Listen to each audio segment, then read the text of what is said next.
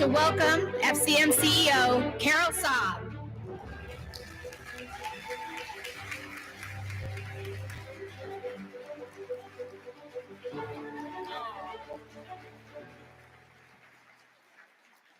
Good morning, FCM. Welcome, bienvenue à toutes et à tous. It's great to be here in beautiful Calgary.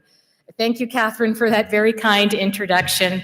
And to all of you in this room, we're so glad you could join us for what I know will be an inspiring few days. This is the biggest FCM conference in our history. We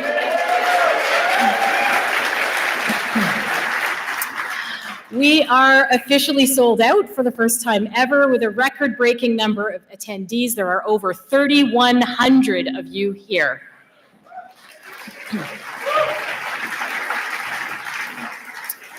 Incluant le plus grand nombre de delegates qui viennent de Québec depuis le congrès annuel tenu dans la belle ville de Québec. Bienvenue aux Québécoises et aux Québécois qui sont ici à Calgary. We're also thrilled to welcome a huge and the biggest number of our amazing members from Alberta. Thank you for being here with us. Thank you all for being here with us.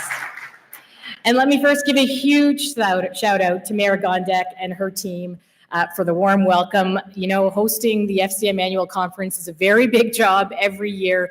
They have been incredible partners. Please join me in thanking them.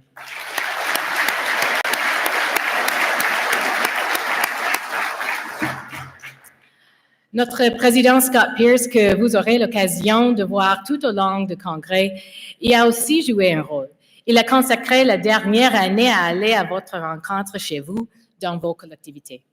Merci Scott pour le grand intérêt que tu as démontré envers nos membres et ton dévouement. Et bien entendu, un immense merci à l'équipe de la FCM. Vous avez réussi une fois de plus à mener ce projet à bon port, comme vous savez si bien le faire. Friends, at last year's annual conference, I stood before you in Toronto and the energy in the room was electric. It was there that we launched our push for a new municipal growth framework, and you, our members from across the country, jumped into action to promote this critical solution. From just launching this idea at our conference 1 year ago to having a fully fleshed out proposal, federal ministers proactively highlighting our work on this framework publicly, and running a campaign with momentum that we're now taking to the next level. Boy, what a difference 1 year makes. This past year, I was also reminded of your strength when standing united as members through FCM. When faced with the very real prospect of a federal budget without any new infrastructure funding, we mobilized together quickly. And now, thanks to our collective work, Canadians have a multi-billion-dollar infrastructure commitment while we keep working on our long-term goals through this framework. Together, we're a powerful force. This is the strength of our membership. Vous avez été cette année plus actifs que jamais sur le terrain. Vous n'avez ménagé aucun effort pour améliorer la vie des gens de manière innovante. Prenons par exemple la ville de Shediac, au Nouveau-Brunswick. Elle est en train de concevoir un plan d'action pour devenir la première collectivité canadienne carboneutre d'ici 2035. En atteignant ces objectifs, Shediac va assurer à sa population un air plus pur, une meilleure santé et de nouveaux emplois.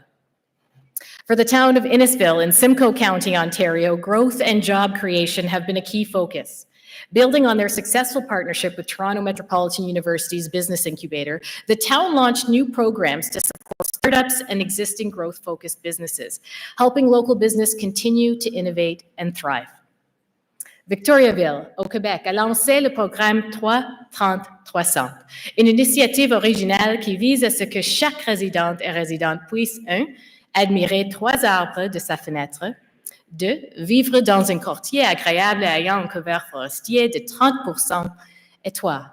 Avoir accès à un espace vert ou à une parc d'un rayon de 300 mètres autour de sa demeure. Victoriaville va donc planter des milliers d'arbres qui amélioreront la qualité de l'air et le bien-être de toute la population. In Halifax, following last year's devastating wildfires, they're bringing in new cameras that will use AI to monitor for signs of smoke. Theirs will be the first municipal fire department in Canada to use this Fire Scout technology, enhancing safety and peace of mind for all residents. And let's not play into this being about big cities or small towns, because communities of all sizes are innovating, generating growth, and creating jobs. I had goosebumps, truly, when FCM board member Randy Golden told me what was planned in her community of Yorkton. Yorkton's in the process of realizing plans to further expand their canola crushing plants, both of which have doubled since their creation in 2009. And get this would have Saskatchewan crushing more canola than the entire United States.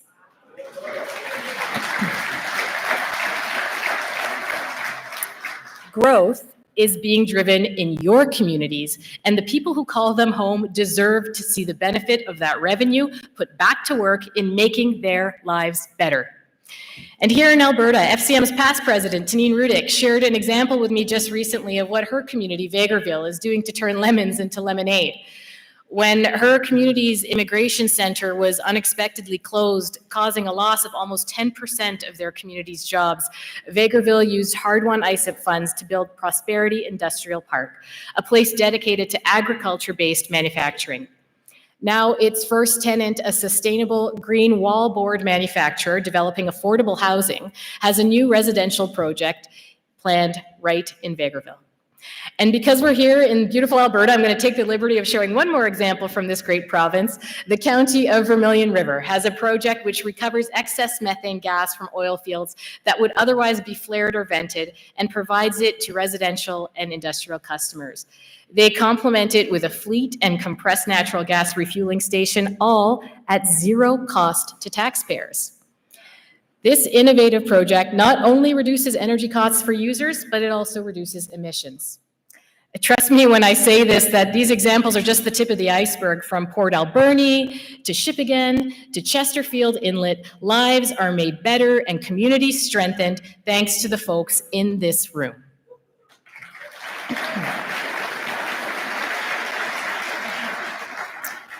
Ces initiatives sont tellement plus qu'une simple question d'argent, d'entente ou d'annonce. C'est que les unit d'abord et avant tout ce que sont les gens. Having been with FCM for 14 years and serving as your CEO for the past 4, I know who you are as municipal leaders. You work tirelessly and too often thanklessly to make lives better for the people in your communities. Because at the end of the day, what matters is Canadians and their ability to live a good life in a good community with fair access to quality services. But delivering on the things people so desperately need and deserve is getting harder. We know, and Canadians know, that the status quo isn't working. While municipalities are still supporting millions of people every day, this is despite the many hurdles you face. And local governments can't be expected to pull off the impossible time and time again, and our window to course correct is shrinking. Canada's population is now over 41 million and growing fast. And this growth is a good and necessary thing. I said so at last year's conference, and it remains true today. With an aging population, declining fertility rates, and labor shortages still impacting many sectors and regions of the country, Canada needs this growth. And new Canadians bring their diverse skills and talents that enrich our communities and promote innovation in countless ways.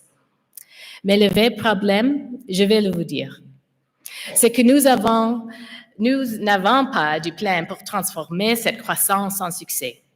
La vie évolue à toute vitesse. Les outils à notre disposition sont limités et ne suffisent pas à suivre le rythme des besoins qui s'ajoutent. Il nous faut plus de logements. Il nous faut des infrastructures qui résistent mieux aux effets du changement climatique. Il nous faut des centres communautaires, des services et des programmes de proximité accessibles. Ultimately, what we need is a vision for what we want this country to look like in 5, 10, 50 years, and an actual plan to get us there. Instead, we've had decades of small thinking and short-sightedness from consecutive governments, which has left municipalities patching holes and allocating resources based on what's likely to break first. As professionals who lead municipalities, I know you're frustrated, and you know better than most that Canadians are frustrated. People everywhere are struggling to afford basic necessities for themselves and their families. The result is a population that is stressed, anxious, and losing hope quickly. My friends, there's no good reason for it to be this hard in a place like Canada. We need an overhaul now. We have to believe in and invest in the promise of our communities and the promise of this country. To build a better Canada, we have to empower local governments who have been handcuffed by an outdated funding model from the 1800s. Canadians are asking for a lifeline here, and as the order of government closest to their daily lives, municipalities are best placed to deliver it. And so, as I'm sure you're already sensing, a new municipal growth framework is job number one.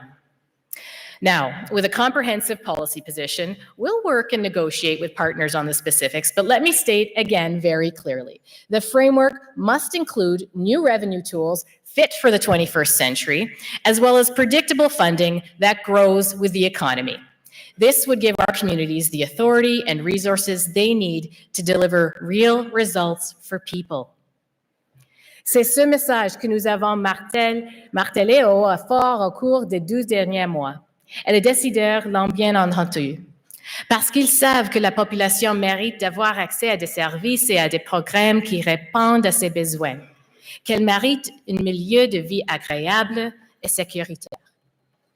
Ils savent aussi que des changements s'imposent pour bien servir les Canadiennes et les Canadiens. While we're making really good progress, we cannot relent because there are still some who will say that this framework is too grand, too ambitious an idea in a country as complex as ours. Well, local leaders beg to differ. We say ambition is necessary. A long-term modern vision of Canada is necessary. And so where do we go from here? Well, on some level, it remains pretty straightforward. We have to agree on what needs to get done for Canadians, who should deliver it, and how to pay for it. That means getting federal, provincial, territorial, and municipal leaders around the same tables, working together to negotiate this framework. And this needs to happen immediately. Canadians can't wait any longer. You know, when times are tough, it's easy to scare people. It's easy into scaring them to asking for less, into dreaming smaller, to focus on how hard change can be. It's also easy to point fingers, lay blame, and divide people. It's easy to distract from the need for a real solution by wasting a lot of time squabbling over jurisdiction. But Canadians don't care about who gets the job done, they care about results. And I'll tell you what, the barrier to a new funding framework isn't jurisdiction, it's a lack of political will. So to our partners in other orders of government, let's spend less time squabbling and more time doing. Canadians are counting on us.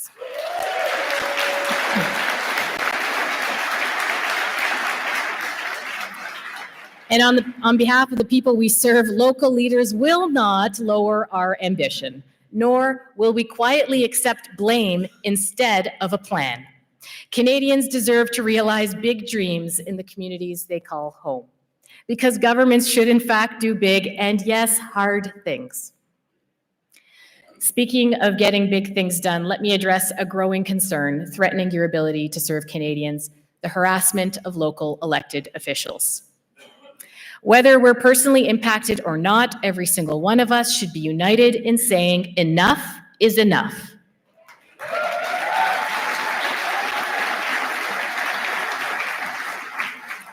Il est inacceptable que des personnes qui travaillent tellement fort pour améliorer la vie de leur communauté soient la cible de menaces et d'une hostilité extrême.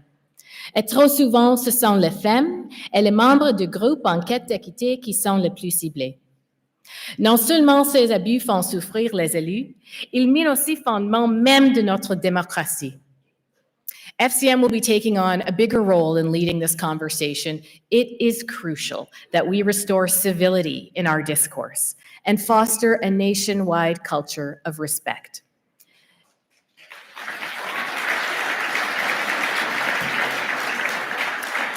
Differing opinions must be expressed constructively and solutions sought collaboratively.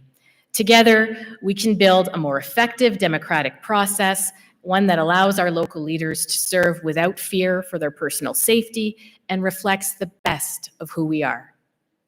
Because ultimately, Canadians need us focused on what matters, making life better for them and their families.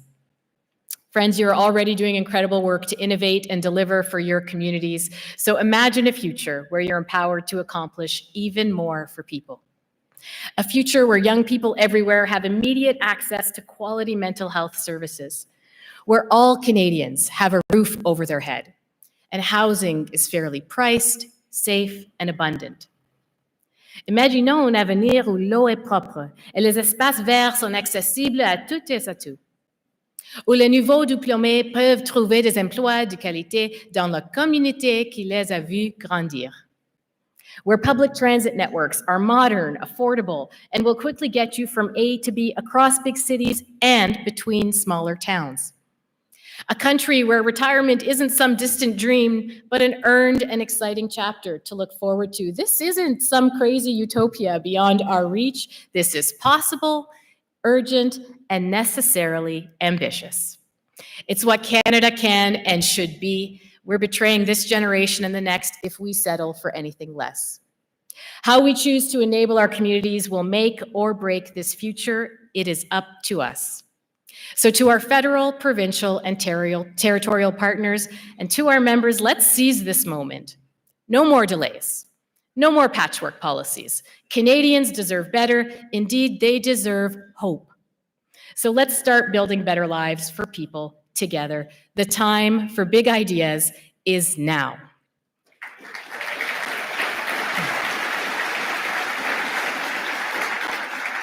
It is my absolute honor to work on your behalf, and we're going to get it done. Merci beaucoup. Go Oilers!